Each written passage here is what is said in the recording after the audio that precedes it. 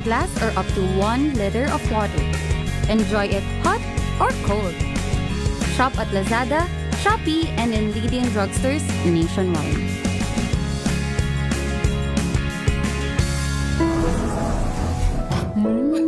Amoy forever. Amoy LQ. Amoy New Caleb Berry Blooms. Amoy kalat, amoy good vibes. Tips kung paano ihanda ang iyong anak sa pagkakaroon ng menstruation, alamin. This portion is brought to you by ACS Manufacturing Corporation, ISO certified, maker of world-class quality Pride detergent. Ayon sa WebMD, habang bata pa ay mabuting ipaliwanag sa iyong anak na sa edad 8 hanggang 13 anyos ay mararanasan na niya ang pagkakaroon ng buwan ng dalaw. Bukod pa rito, ituro din na ang pagkakaroon ng menstruation ay kadalasang tumatagal mula 3 hanggang 7 araw. Gabayan din siya sa mga gamit na kanyang kakailanganin. Mainam na rito kung magkakaroon siya ng tinatawag na period kit na naglalaman ng sanitary pads, ilang pirasong malinis na underwear, isang zip bag para sa maruming underwear, gayon din ang papel na magsisilbing pambalot dito at ilang hypoallergenic wipes upang kanya na itong makasanayan hanggang sa paglaki.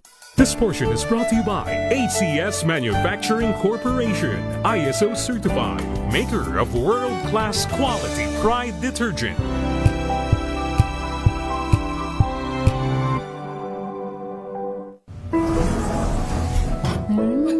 Amoy forever. Amoy LQ. Amoy New Caleb Berry Blooms. Amoy kalat, amoy good vibes. Bili ni Itay, pagyamanin ang lupa't pananim, paghandaan ng bukas. Sa lahat ng yan, katuwang mo ang Land Bank. Sinanay kami sa makabagong kaalaman at pamamaraan, pati pagsulong sa moderno at sustainableng agrikultura. Naging tulay din sa pagtawid namin sa mundo ng digital. Napagyaman ko ang lupang pamana ni Itay. Katuwang ang Land Bank, sigurado ako sa masagana at maunlad na bukas.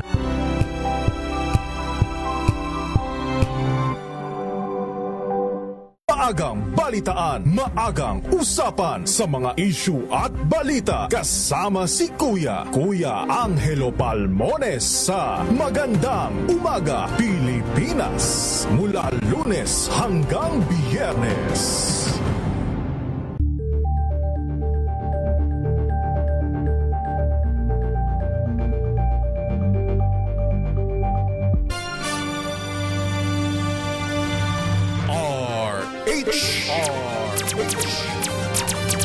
Pilipinas, ang oras po 6:40.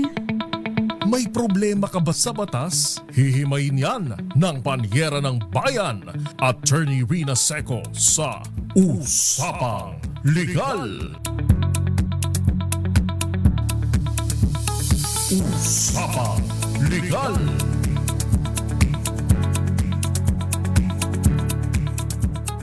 Magandang gabi Pilipinas, ito po ang DZRH Usapang Legal kasama ang Panyera ng Bayan, Attorney Rina Seco para sa DZRH, una sa Pilipinas, una sa Pilipino. Usapang Legal. Ngayon po ay 27 na. Talaga naman nagmamadali ang Disyembre. Dahil syempre, kahit tayo excited tayo sa 13th month pay, pero may mga swerte nakatanggap na ng 13th month pay ng cash gift, yung iba Okay, kaya nga po paalala sa ating mga employers paghandaan ang pag-release ng 13th month pay. Hindi po pwedeng later than 24th. Usapang Legal.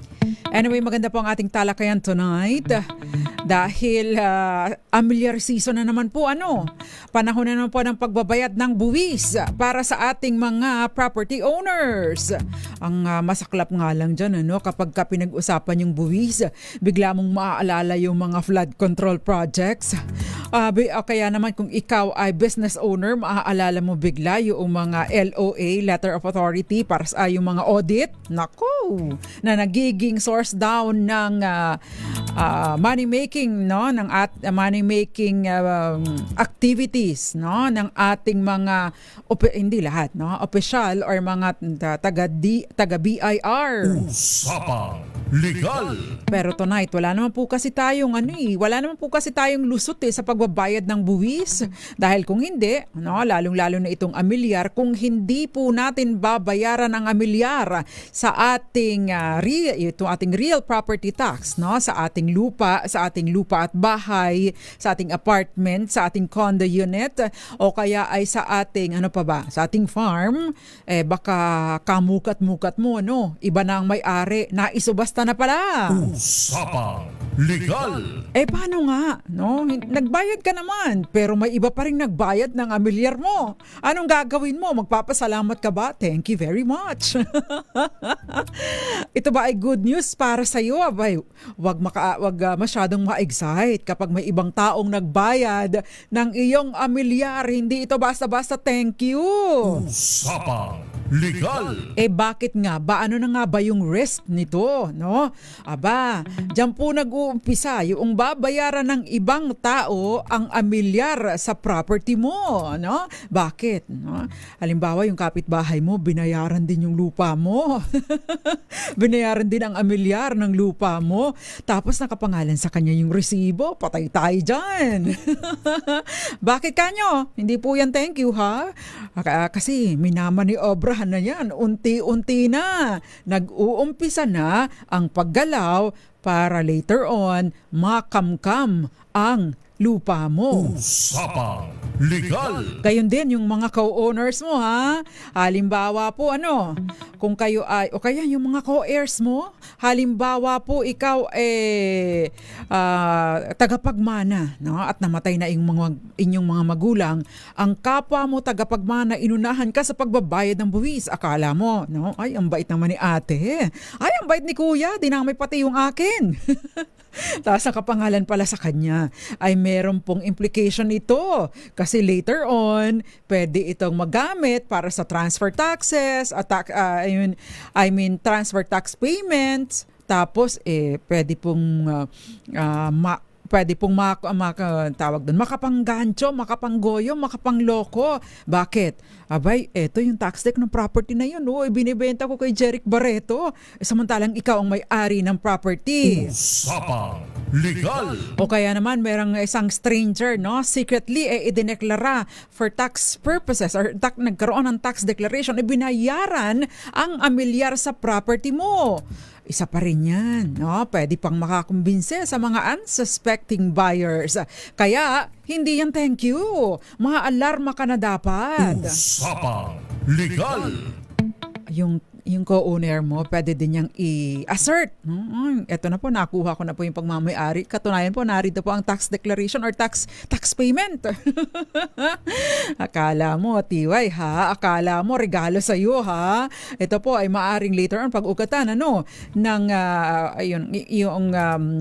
tawag doon, yung, pwede po itong pag-ugatan ng claim later on. Kaya hindi magpo-fiesta kapag binayarang iba ang iyong real property tax. Usapang Legal!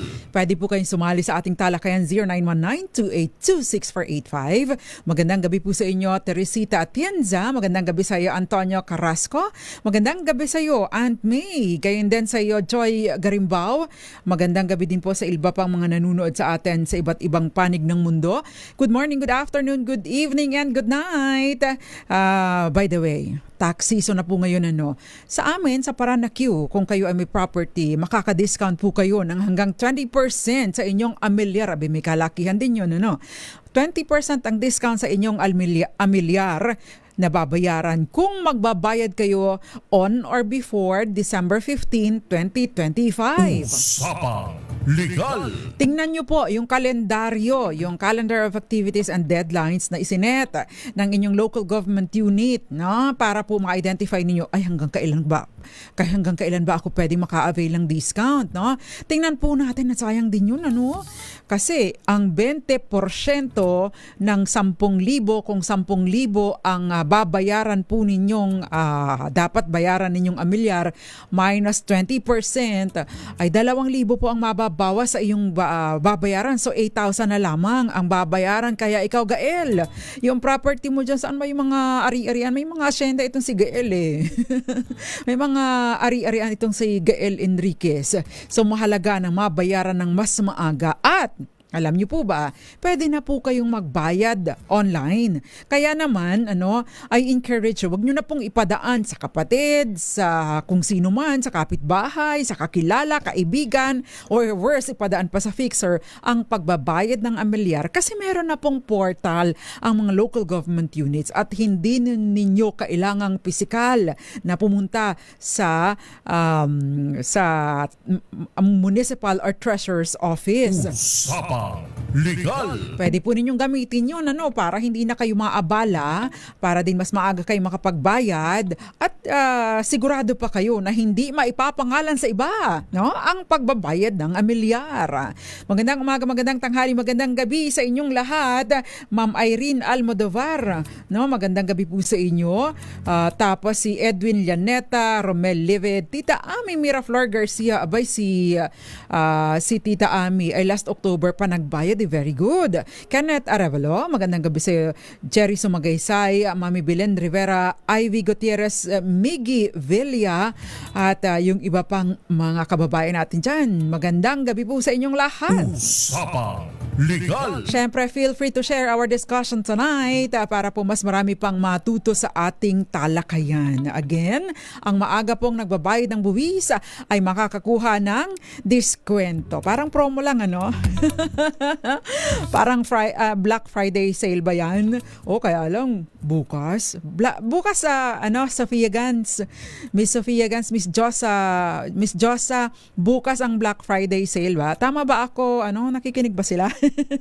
Kenneth Arevalo and Miss Gael, tama ba ako? Miss Aunt May, Ma'am Teresita Atienza, bukas ang Black Friday sale, magastos. Usapang Legal. Anyway, napakahalaga po ng pagbabayad ng amilyar. Bakit kanyo? Ito yung buwis na ibinabayad natin sa pagmamay-ari ng lupa. Parang ang nangyayari, parang nagre-renta tayo, Kada taon nagbabayad tayo ng amilyar, 'di ba?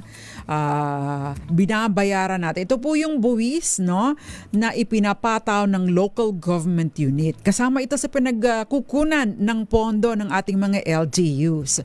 So, kaya taon-taon po ito, Ang pinagkaiba kasi marami pa po tayong mga ibang bayarin, 'di ba? Meron bayarin sa properties, 'di ba? Meron tayong tinatawag na capital gains tax, Ito naman ay ibinabayad, doon sa porsyento, 6%, itong capital gains tax kung nagkaroon po ng bentahan, O kaya naman po ay meron mga pagta-transfer ng property. Donors tax kapag i-donate ang donors tax, as the phrase implies, ito po ay binabayaran ng nagbigay. So kung ako ay magbibigay ng lupa kay Jeric Barreto, ako ay magbabayad din ng 6%. Ng halaga ng aking property na i-donate, less 250,000, assuming ngayon ay yun lang ang pinamigay ko, ang generous ko, assuming na yun lang, ngayong taon yun lang ang ipinamigay ko. Meron pang tinatawag na estate tax, So ang estate tax naman ay binabayaran po kapag may namatay. Ito yung buwis sa pribilehyo na mailipat sa ating mga tagapagmana ang ating ari-arian. Usapang Legal. So yun, doon po, meron pa mga ibang mga binabayarang buwis, yung kada bili natin ng mga kung ano man, mga bibili tayo ng suka, bibili tayo ng ulam, may 12% na VAT. Meron pang mga excise tax na binabayaran, iba pa iba. Napakarami po. Pero in terms of itong mga real properties, ito po yung real property tax na binabayaran natin sa local government unit taon-taon. Ayan. Maaari po natin itong i-amortize, yung every quarter binabayaran. Pero kapag po, lumagpas tayo sa due, ibig sabihin sa due date, may due date din po ito. Meron pong penalties and surcharges na ipinapataw ang local government code. Usapang Legal. Other than the penalties and surcharges, meron din pong posibilidad na mawalan tayo ng property because after 36 months ng non-payment, maari po na mag-issue ng notice of delinquency ang local government code, tapos pag hindi pa rin nyo binayaran, ang susunod dyan, isusubasta na ang inyong ari-arian para siyang ipangbayad or ipang-satisfy doon sa inyong pagkakautang na buwis. Usapang Legal. Yan. So basically, the first question is, before we pause for commercial, magtatanong lang po sana ako. Sabi niya, kasi po, yung kapatid ng asawa ko, binayaran nila yung amilyar ng mana ng asawa ko. Mangyari po kasi, pinayagan ng asawa ko sila ang maglinang sa lupa habang nakakontrata pa kami sa barko. Ano po ang magandang gawin? Ayan. Yan po, at iba pa ang sasagutin natin. Ang maglinang is magsaka, mag-uma, sabi nga sa mga Bisaya. Mag-farm, magsaka doon sa property. Aba, I hope this is covered by a written document. Ano? Pero sasagutin po natin at paliliwanagan po natin ang nagtatanong sa atin pong pagbabalik. Diyan lamang po kayo. Kayo'y nakikinig sa Usapang Legal kasama si Attorney Rina Seco. Number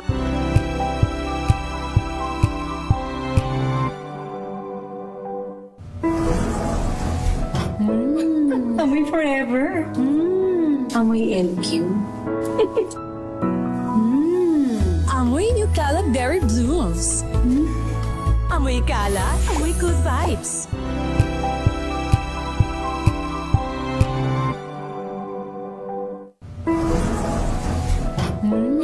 Amoy forever. Amoy LQ. Amoy New Caleb Berry Blooms. Amoy kalat, amoy good vibes.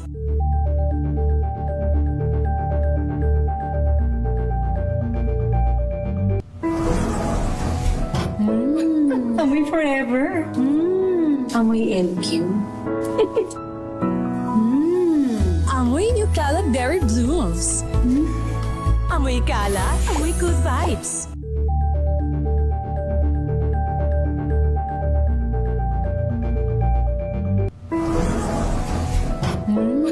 Amoy forever. Amoy LQ. Amoy New Caleb Berry Blooms. Amoy kalat, amoy good vibes.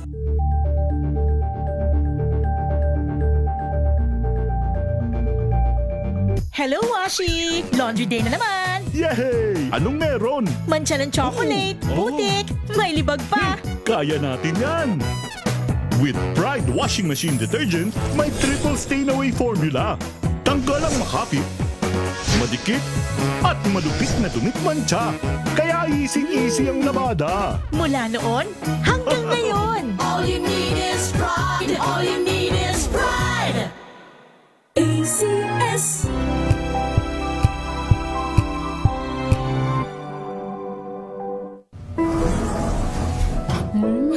Amoy forever. Amoy LQ. Amoy New Caleb Berry Blooms. Amoy kalat, amoy good vibes.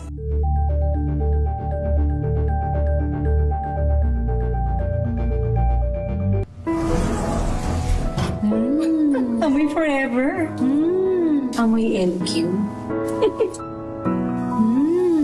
Amoy New Caleb Berry Blooms. Amoy kalat, amoy good vibes.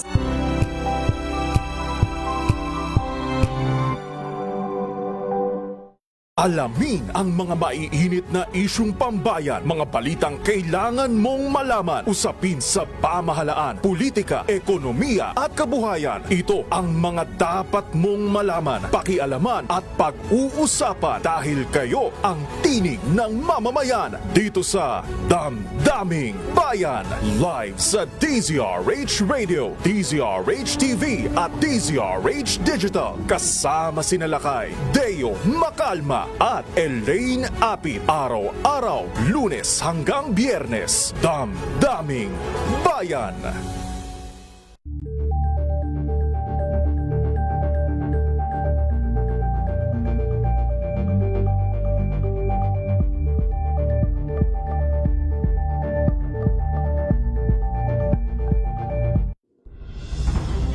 Tuloy-tuloy ang pagtulong, tuloy-tuloy ang pagseserbisyo, at tuloy-tuloy ang balitaan kasama si May Binauhan sa Operation Tulong mula Lunes. Usapang Legal kasama si Attorney Rina Seco. Usapang Legal. Nagbabalik po ang DZRH Usapang Legal kasama ang Panyera ng Bayan, Attorney Rina Seco. Tinatalakay po natin tungkol sa ibang taong nagbabayad sa inyong real property tax o amilyar. Yung iba amilyar ang tawag, yung iba amilyar. Yung iba ay, ano pa nga bang ibang tawag, Kenneth Arevalo? Mejoras. Di ba? Yun ang tawag ninyo dun sa iba. Okay, so kanina po binasa natin yung question kasi ang sabi niya, yung kapatid ng asawa niya ay binabayaran yung mana ng asawa niya. Pagkatapos, ito daw po kasi ay pinahiram nila at ginagamit na sakahan or sinasaka ng kapatid ng asawa niya. Bale, ito ay pagmamay-ari. No? I don't know if this is a conjugal or exclusive property. Usapang Legal. Ang tanong po natin mula sa nagpadala ng mensahe, ito po ba ay binayaran under your name? No? Kung binayaran po ito under your name, wala pong, less risky po ito kung binayaran under your name. No? Kung halimbawa naman ay binayaran under sa kanilang pangalan, ay medyo maalerta po kayo. And I hope na meron po kayong kasulatan doon sa pagpapagamit sa kanila. Not necessarily may bayad, Not necessarily mahal ang bayad. Pwede din po kasi na may kasunduan kayo na pinapagamit at ina-acknowledge nila na ang may-ari ng property ay ang misis mo o kayo at for a short period of time, magtakda na din po kayo ng panahon. Pwede naman po kasing i-renew yun kung hindi pa ready. Kung hindi nyo pa rin gagamitin at willing pa rin kayong ipagamit. Pero at least doon sa kasunduan ninyo, malinaw na ina-acknowledge nitong gumagamit ng property ninyo na kayo ang may-ari nito. Kasi sa ilalim po ng batas, kapag halimbawa untitled ang property, pagkatapos, sa moment na hindi na sa moment na nag-uumpisa ng magkamkam, mag-angkin yung nagpuposes nito or nag-o-occupy o nagsasaka nito or nakatira dito, pagkatapos ay walang objection at hinahayaan lamang nitong may-ari, maaari pong tumakbo yung tinatawag na prescription or prescriptive period. Kapag ka po umabot sa ilang taon, na ito ay hindi ninyo pinapansin at ito ay nakamkam na, maaari pong may tinatawag na acquisitive prescription at magiging kanila na ang pagmamay-ari ng property kung unregistered po ito. Usapang Legal. Ano ba ang ibig sabihin ng isang unregistered land? Kapag ka ba ito ay wala namang torrents title, walang TCT, OCT, Original Certificate of Title, kapag ka ba ito ay walang OCT pero meron itong tax deck, registered na ba ito? The answer is no. Matatawag lamang po natin na rehistrado ang isang property kung meron na itong titulo under sa torrents system.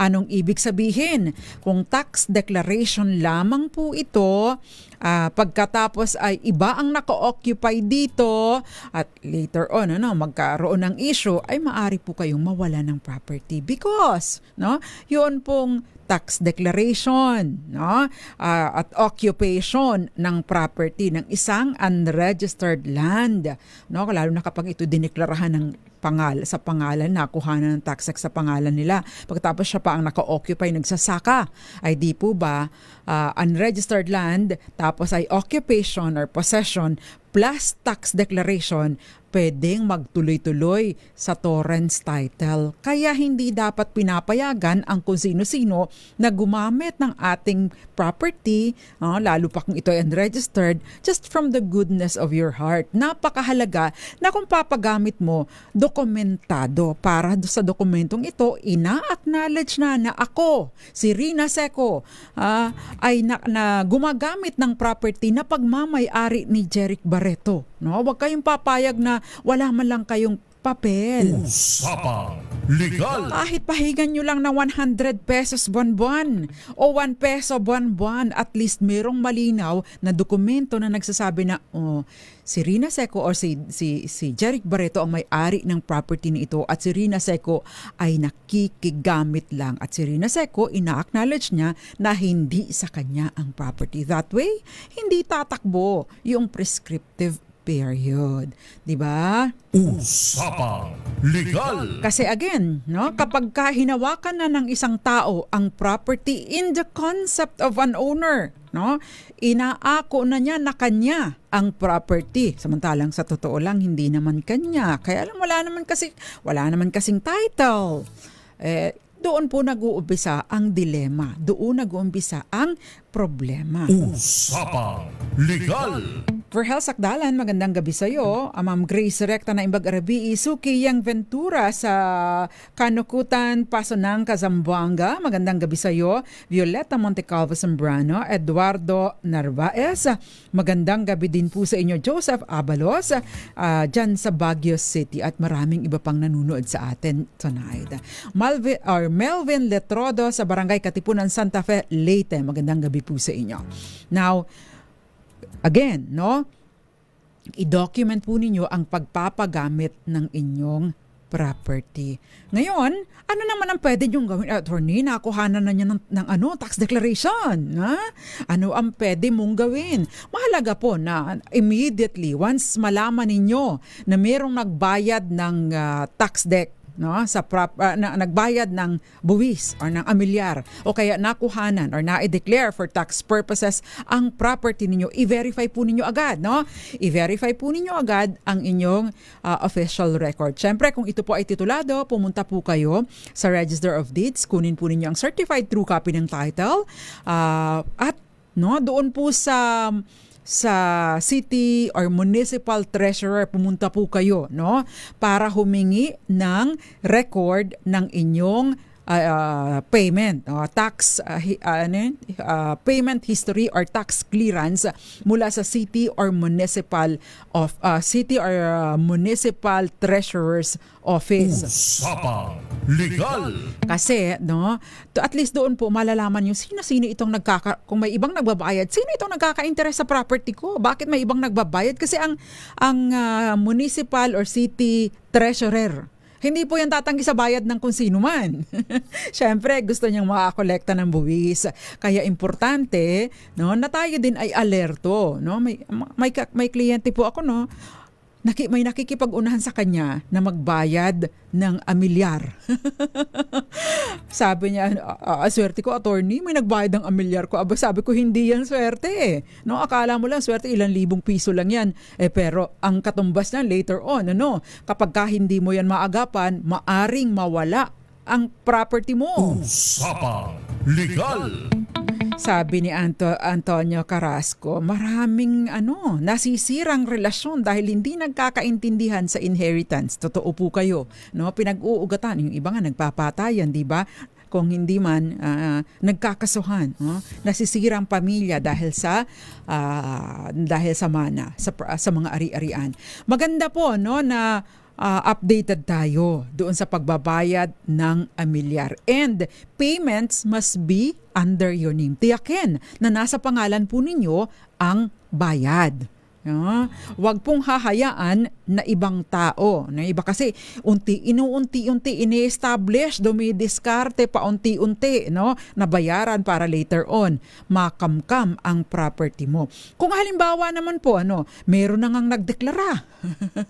Meron na ngang nagbayad sa pangalan nila, no?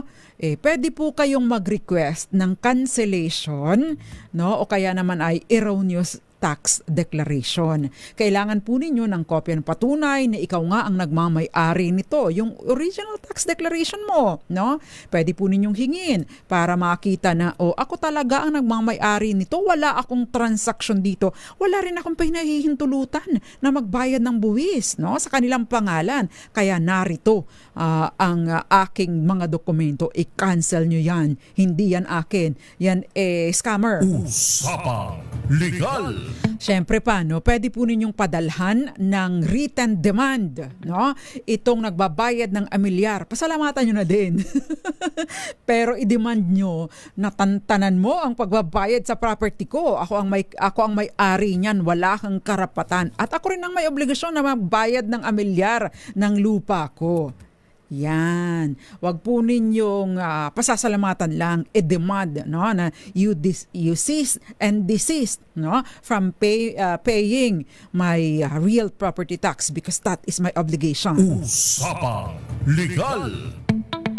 At syempre, napakahalaga, you maintain yung actual possession ng property ninyo. Tsaka you keep all your records, no? Napakahalaga po na itatago ninyo ang inyong mga resibo, no? So, yung pagiging marites natin na nagkukuha tayo ng resibo, ng chismis ng kung sino-sino, mas mahalaga po ito, resibo sa ating mga propriedad. Yun. At syempre, huwag hahayaan na kung sino-sino ang tutuloy, magsasaka o gagamit ng property nang walang proper documentation. Kasi yun pong paggamit ng property later on, plus sila pang nagbayad, delikado. Huwag papayag ng ganon. Usapang Legal. Again, yun pong tax declaration coupled with possession, delikado. No? Kaya huwag hahayaan na ganito na lamang. Usapang Legal. Ayan. So ma'am or sir na nagpadala ng mensahe, paalisin nyo na muna. Or kung hindi man sila aalis, warningan nyo na tantanan nyo ang pagbabayad or magbabayad man kayo sa pangalan namin. At yun na lang, sabi nyo yun na lang ang renta. Pero, idokumento ninyo na binabayaran niya ang amilyar sa inyong pangalan bilang renta.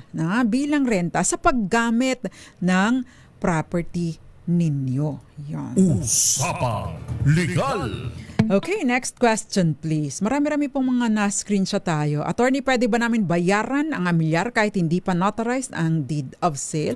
Pwede po ninyong bayaran kahit hindi pa notarized ang deed of sale. Halimbawa, nakabili kayo ng property. Tapos ay hindi pa rin... kaya lang dapat ipanotaryo nyo na kasi baka magka-problema kayo. No?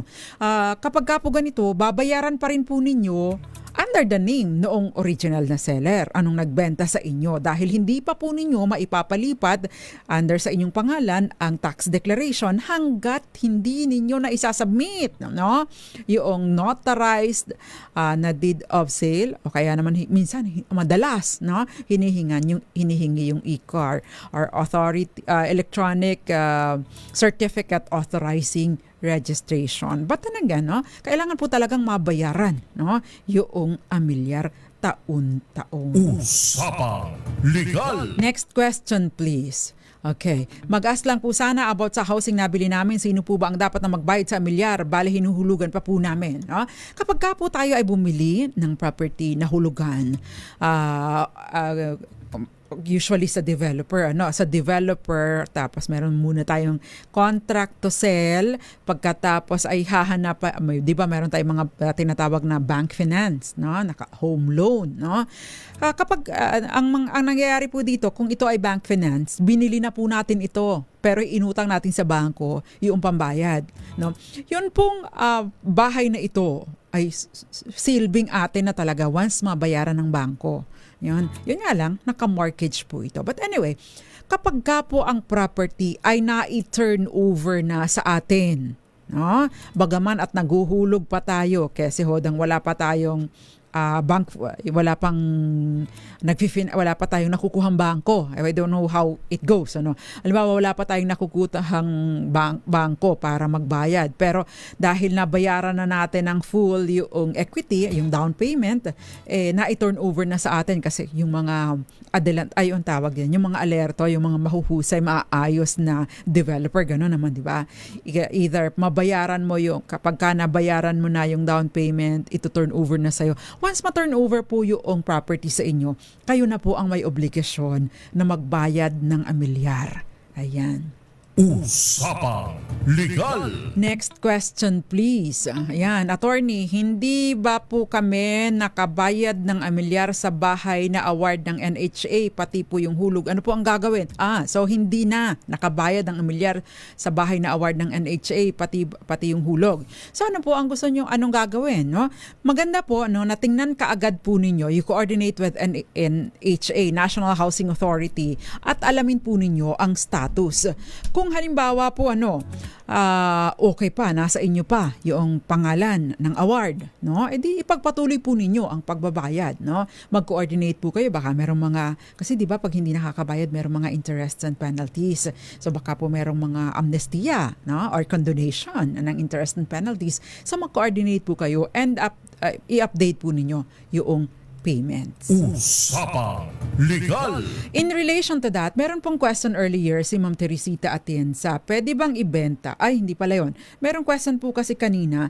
Nasaan to? Nag-screenshot ba ni Kenneth or ni Gael yung question? Meron pong question si Ma'am Magdalena Martin. Sabi niya ganon, yung awarded sa kanila na lupa pero wala pang titulo, pwede po ba kaming magbayad ng amilyar? Iba po ba ang amilyar sa bahay at iba ang amilyar sa lupa? Okay.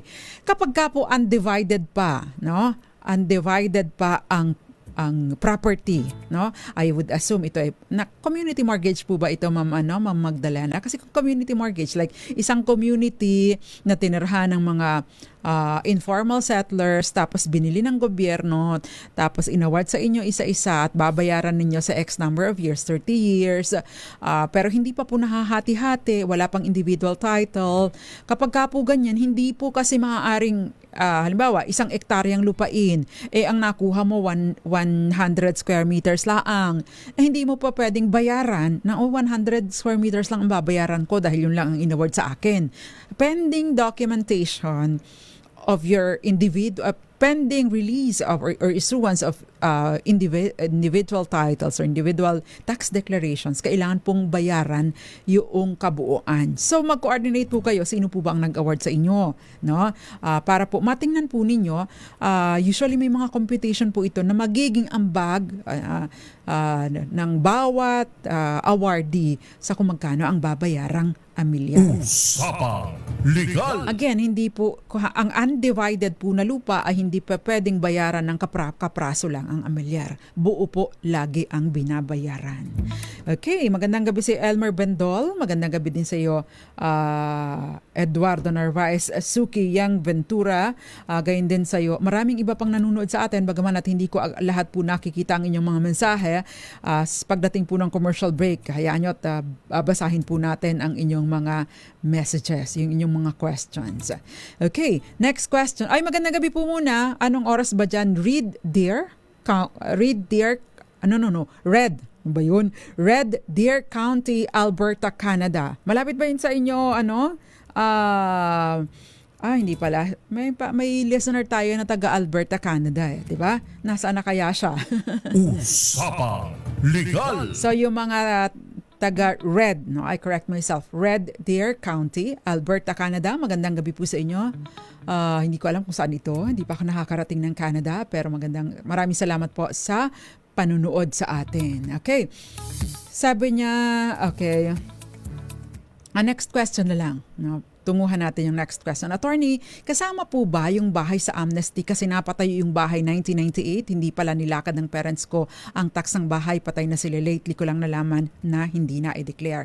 In relation to that, meron pong question dito, yung hindi ko na mahanap, pero may question po dito tungkol sa bahay. May question po dito tungkol sa bahay at saka doon sa lupa, no? Magkaiba po yung tax declaration sa lupa at iba rin po yung tax declaration doon sa improvement. In fact, no, kahit po yung mga tawag doon, makina, ang tawag doon? Yeah, mga machineries. Halimbawa sa property, merong mga farm implements, mga dinideklara din po ito for tax purposes. So magkaiba po ang binabayarang amilyar sa lupa, may iba rin po ang binabayarang amilyar doon sa bahay o improvement. Usapang Legal. By the way, paalala po sa ating mga kababayan na merong real property, no? Kung yan man ay condo, no? 20%, usually 20% discount po ang ginigrant kapag mas maaga ang pagbabayad. Habang papalapit yung deadline, umuunti ang discount, no? Kaya mas maganda po na bayaran na natin ng mas maaga. Sa Parañaque, dahil taga Parañaque po ito ako, syempre meron sila sa Parañaque City Hall, meron din po silang payment center or a satellite office dito sa may mall, dito sa Paranaque, malapit dito sa opisina namin. At pwede rin pong magbayad doon sa City Treasury online. Yan. Kaya i-check po ninyo yung inyong munisipyo or city hall. Usapang Legal. At dahil in relation to that, dahil may question po tayo kanina na hindi nababayaran ang amilyar hindi na declare for tax purposes ang bahay, no? Maganda pong tingnan po ninyo yung RP-VARA, Real Property Valuation and Reform Act, no? Dahil bagaman at ito'y primarily ang tuyo o tumong, sabi mga Bisaya, no? The purpose of this law ay i-review yung property valuation. Meron pong naligaw na provision, I think it's section 30, no? Na nagsasabi na magkakaroon ng amnestia sa real property tax. Anong ibig sabihin nito? Kung kayo po ay merong delay sa pagbabayad, meron kayong mga taon na hindi nabayaran ang inyong amilyar sa lupa at wala pa naman kayong notice of wala pa namang foreclosure, wala pa namang subastahan sa property ninyo, abay, maganda po na mabayaran na po ninyo ito bago pa mag-July 15, 2026. Bakit? Meron pong RP-VARA, Real Property Valuation and Assessment Reform Act, kung saan meron pong naisulpot na amnestia sa real property tax hanggang July 5, 2026. Sa ilalim po ng batas na ito at sa implementing rules, wala na pong babayaran condoned na, no?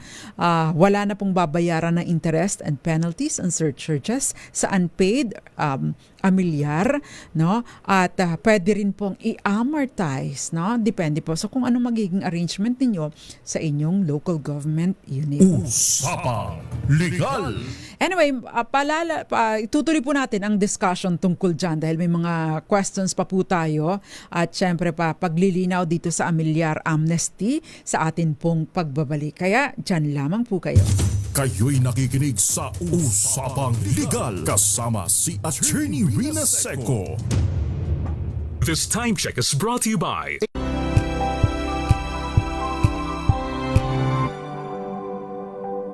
Sa lahat ng bagay, simula pa lang, siguraduhing max protection na.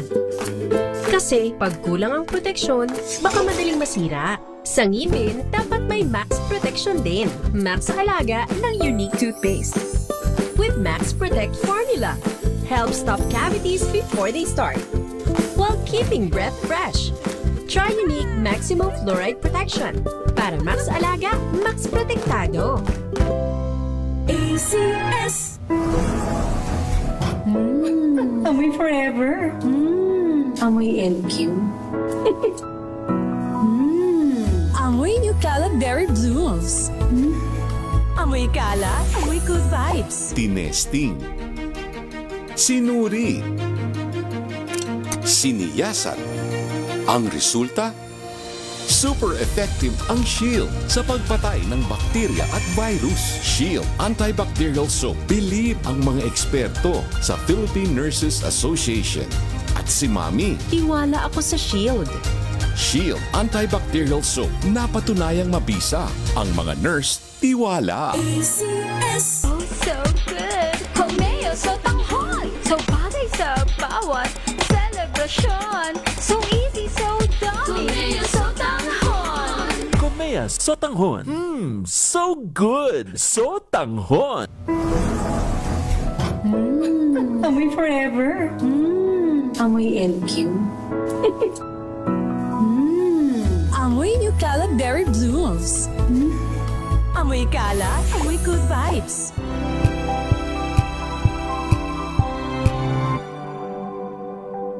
Wow, ang saya. Isang barangay na labada? Puro mancha pa! Goodbye, pahinga! Mommy, isang laba lang yan sa Pride Bar Blue. May powerful stain-away enzymes na malupit sa dumit mancha. At di masakit sa kamay! Isang laba lang yan. Hello, pahinga! Hello, Pride Bar Blue. ACS. May nagbago! May arte! May budget! Akala nyo lang yon. So solid. White rose papaya, wow, white rose. White rose papaya, wow, white rose. White rose papaya. May glow up with a white rose papaya. White Rose Papaya. May puti power times 2 kasi may papaya at niacinamide. May shea butter and tea tree oil pa. Kutis sulit ang glow up. Glow up with a white rose papaya. White Rose Papaya. Kutis sulit ang glow up. ACS. Tanggaling-galing mo. Smart dishwashing paste ko. Pritong ulam na masebo. Plato o kaldero.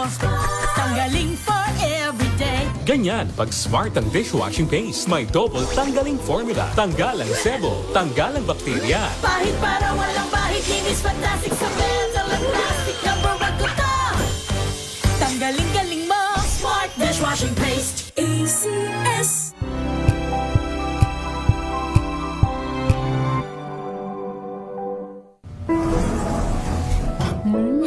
Amoy forever.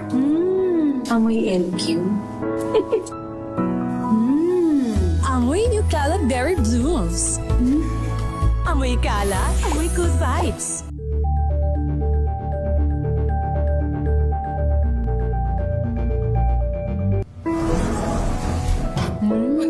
Amoy forever. Amoy LQ.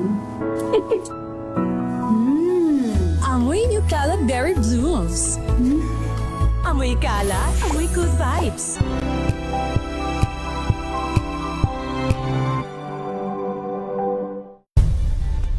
Nagsimula sa pangarap hanggang sa maabot ang tagumpay. Iba't ibang kwento, iba't ibang mukha ng atletang Pilipino. Mas Pilipino. Kasama si Attorney Rina Seco. Usapang Legal. DZRH, Usapang Legal, kasama ang panyera ng bayan, Attorney Rina Seco, Magdalena. Sabi niya may subdivision plan na po yung 101.90 square meters na hinati sa 4 na awardees. Ang bawat isa sa amin ay merong exact area na 23.9 square meters. Kailangan kaming apat magbayad ng emilyar. Hindi po pwede isa lang ang magbabayad. Tanong ko lang po, kung may subdivision plan na pero hindi pa po talaga na di-divide, no? Kailangan po kasi na ma-divide at ma-issuehan ng individual tax declaration.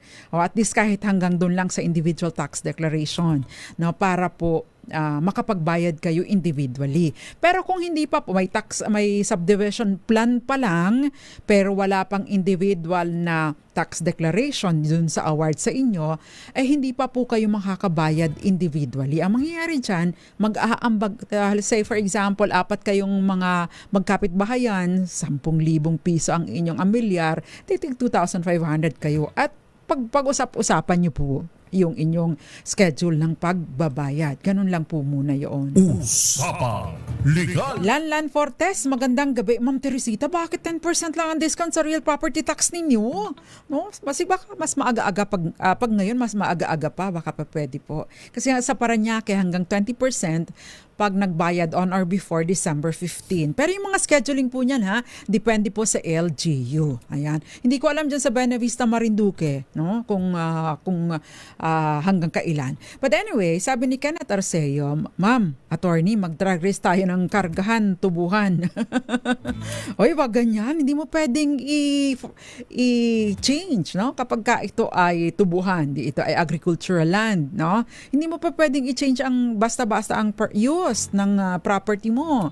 Violation po yan ng batas. Baka tayo magka-problema dyan, Sir Kenneth Arceo. Usapang Legal. Ma'am Mirna de la Cruz, Joseph Abalos. Sino pa itong may nag-message daw sa atin? Joseph Abalos, may message. Sige, sasagutin ko po. Jerry Sumagaysay, magandang gabi po sa inyo. Ang bilis ng takbo ng ng messages . So titingnan po natin. Okay. Next question. By the way, ito po pala. Kapag ka po hindi nababayaran ang amilyar, meron pong one time na 25% surcharge. So, 25% di yun ay kung halimbawa 10,000 piso ang inyong amilyar ay 2,500 na agad yun. One time 25% surcharge tapos 2% na monthly interest, capped at 36 months. So medyo delikado tayo doon. Usapang Legal. Yan, kaya kailangan pong bayaran ng on time or hopefully mas maaga ang ating property. Huwag pong paabutin ng 36 months. And again, you can avail of the real property or yung RP Vara, yung tax real property tax amnesty sa ilalim po ng RP Vara. Take advantage of that, no? Kasi wala pong interest na babayaran.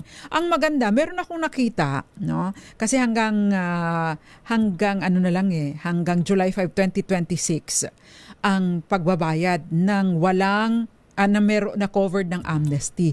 Pero meron po akong nabasa na ordinansa sa Palanan, Isabela. Ay, good job kayo dyan, no?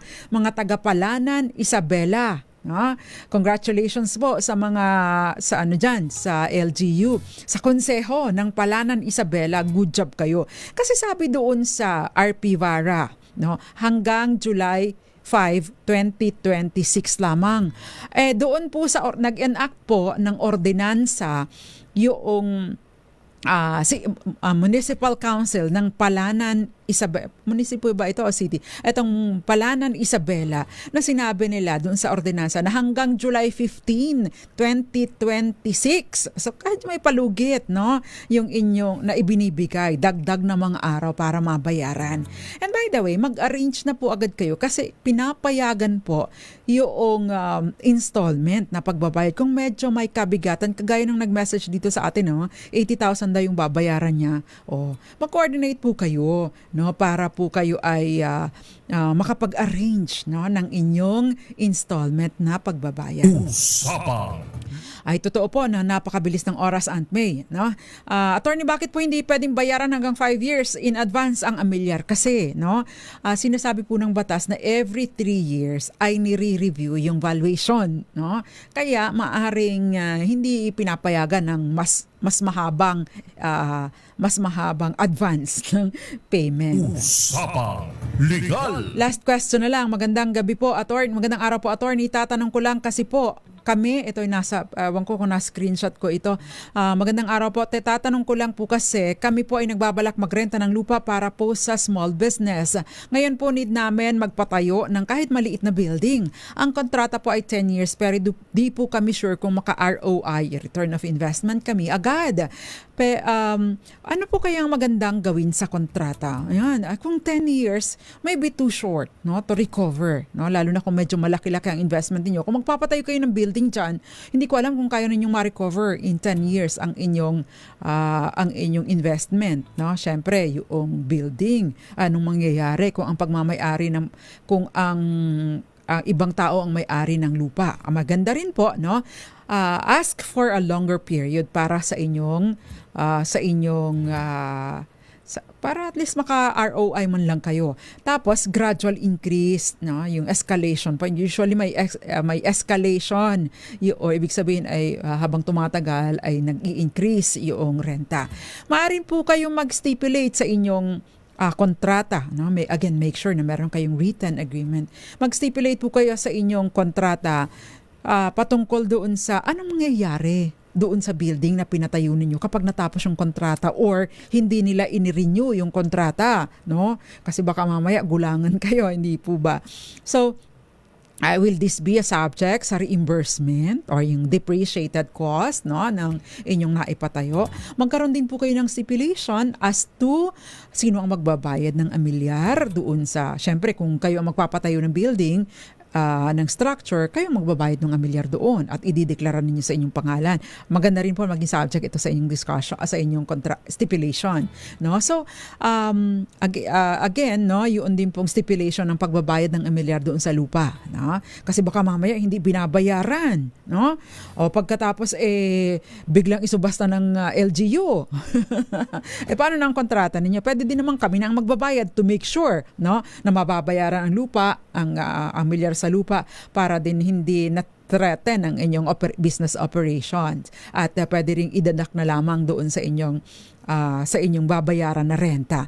So kung wala pong reimbursement, merong mga na ngayon may yung mga tawag doon, yung mga closed van, yung mga container vans, 'di ba, na ginagawang tirahan or ginagawang structure para at least movable pagka sila ay aalis na matapos ang kontrata, madadala nila, mabubunot nila yung container van para mailipat. Usapang Legal. Ilang taon po ba ang pag-aaral ng pagka-abogado? Pagka mag-aabogado po kayo, dapat nag-graduate na kayo ng isang 4-year course. Graduate kayo ng kolehiyo. Pagkatapos, meron pa po itong mga ibang requirements. Tapos mag-aaral po ulit kayo ng 4 na taon. Pagkatapos magre-review kayo ng 6 na buwan, mag-aantay ulit kayo ng ilang buwan. No? Isang buwan ang exam, no? At least kami, 4 Sundays. Pagkatapos afternoon, mag-aantay kayo na ma-check. At pag ni-release, saka pa lang kayo makakampante. Pagkatapos, maari palang mag-practice ang isang abogado, ibig sabihin mag-handle ng kaso, pumirma bilang abogado kapag ka nakasign na sa roll of attorneys. Hindi sa pagtitake oath, pag-sign sa roll of attorneys. Anyway, it has been a fruitful week, no? Maraming salamat po sa pagsama ninyo sa akin. Magandang gabi po sa inyo, Attorney Billy Vidal, Sir Leo Gomez at Ma'am Jocelyn Gomez. Magandang gabi po sa inyo at lahat ng mga nanood sa atin. Thank you very much. Magsama-sama po ulit tayo on Tuesday. Sa Tuesday, holiday dito sa Pasay because it's Pasay Day. Tapos holiday sa December 8 because it's Mama Mary's Immaculate Conception. Tama ako? Ayun. Tapos 24 and 25 holiday. Tapos 31 at saka 1 holiday. Ayan. Okay, sa mga paalala po sa ating mga kababayan na employers, i-ready na ang 13th month pay. Dagdagan ng kote. Nakasama ko po sa kabilang side si Jeric Barreto at mga tag-DZRH TV at DZRH or MBC IT Department. Ako naman po ang panyaran ng bayan. Attorney Rina Seco para sa DZRH, una sa Pilipinas, una sa Pilipino. Magandang gabi po sa inyong lahat. Sumainyo ang mga dagdag kaalaman sa batas. Hatid ng Panyera ng Bayan.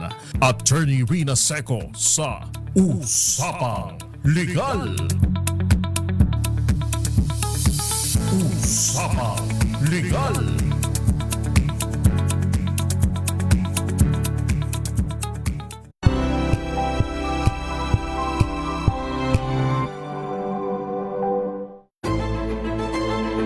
Pakikinggan ang bawat panig. When you fight for justice,